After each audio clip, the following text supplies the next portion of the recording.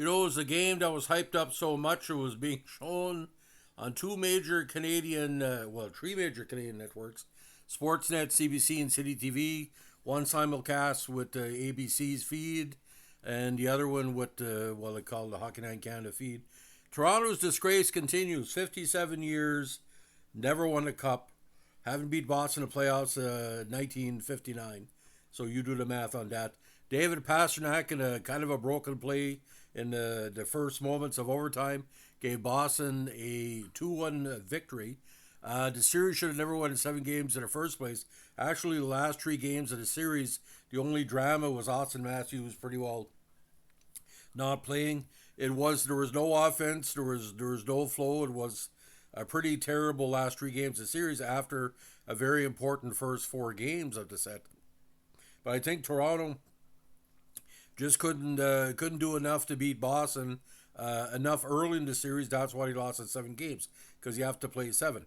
Now this podcast is going out to a good friend of our authors group in Woodstock, New Brunswick, Mike Bravener, a very strong performing artist in Frankton, folk artist, Elvis tribute artist. He's a big Toronto fan, and I want to say this. This is for you there, Mike. And I want you to listen to this and take it to heart. I've been covering the Maple Leafs for 41 years. I've been watching hockey since I'm 4 years old in 1969. They had every opportunity to back away from Harold Ballard many, many years ago. They never did it. They let Harold Ballard ruin the franchise, the trades of key players, the lack of respect for key players. Many Maple Leafs left the team. Bernie Parent, one of them. All these great players. Frank Mahovlich before that. Toronto's curse. It's the Ballard curse. Now, Toronto had every opportunity to be able to win that game tonight, but like I said, the big ghost of Harold Ballard is over this team. And now, what is the Harold Ballard curse? Well, basically, it's the Toronto franchise, who were the team in the 1960s, by the way, winning 4 cups and knocking off Montreal in 67, and probably one of the best team efforts in Toronto history. They're going to have to either do one or two things. Change the colors or change the name of the team. The Austin Matthews scored 69 goals this year, probably one of the best offensive seasons ever for a Canada-based hockey team. Guy Lafleur never scored 69 goals, neither did Steve Shutt, neither did Frank Mahovlich, neither did Maurice Richard, neither did Boom Boom. He's a great player. Sure, he was injured the last couple of games, but you got to win for the whole team. The whole team can fill the arena every night. You got fans in that tailgate party that freak out. When it comes down to it, your franchise is fucked. Your franchise is cursed. There's no way in the world that they're ever going to win something unless they acknowledge the history of the mismanagement of the team. Again, let's just recap for a second, ladies and gentlemen. 62, okay, 63 and 64, 67. 4 cups in 6 years. And this goes up against the Montreal Canadiens, Detroit Red Wings, Chicago, all the strong franchises at the time. Bruins really were the factor. Chicago was strong, winning in 61. Montreal winning in 65, 66. But they didn't have to play Toronto. 67 was for the team in a decade. I really think, ladies and gentlemen, I'm joking about this. Move the team to Hamilton. You gotta do something. Either do an exorcism, go to Harold Ballard's grave and take some soil. Get a spiritual person to do an exorcism. Bring back Davy Keon. Ask for complete forgiveness. I'm a Montreal Canadiens fan since birth. We made the Stanley Cup with 4 players in 2021. We humiliated Toronto in the round of 16. After being behind 3-1. They had 3 major opportunities to knock them off. They couldn't do it. They had no Austin Matthews who scored in 69 goals. And it's the same thing every year. There's a photo of the Toronto fans on the bench and the fans, being downhearted and stuff like that. When is this going to ever end? Like I said, I didn't want to cover Toronto in the series because I knew they were going to lose. I figure after game 4, I wouldn't have to do anything again. But no. Again, another devastating loss. Now, has the Toronto Maple Leafs turned to a cult? Well, just like the Trump cult in the States and Mussolini and Hitler and Ceausescu, you don't listen to reason, you don't listen to reality. The reality is this, ladies and gentlemen.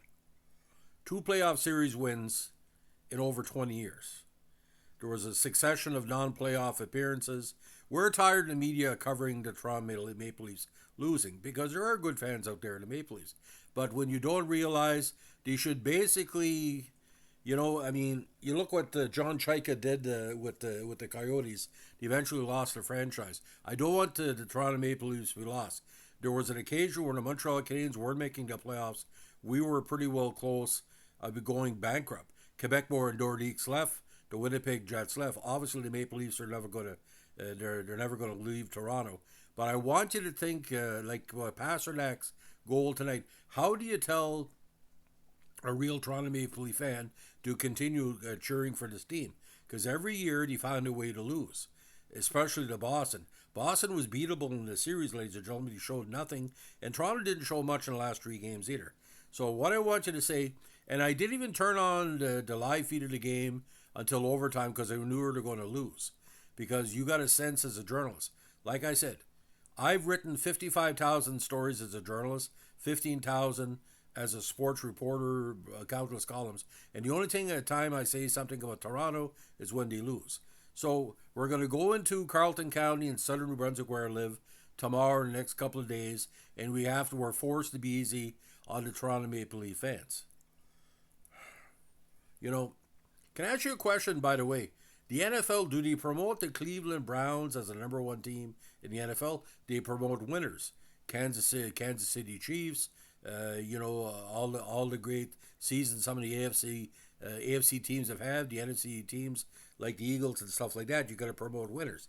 Toronto can't be a winner because you can't lose or not succeed. It'll be 58 years next year. Moses was 40 years in the wilderness. Anyway, all the congratulations to the Boston Bruins. I don't think they're going to do much against Florida. We're looking at the Vancouver-Edmonton series, which is going to be quite exciting.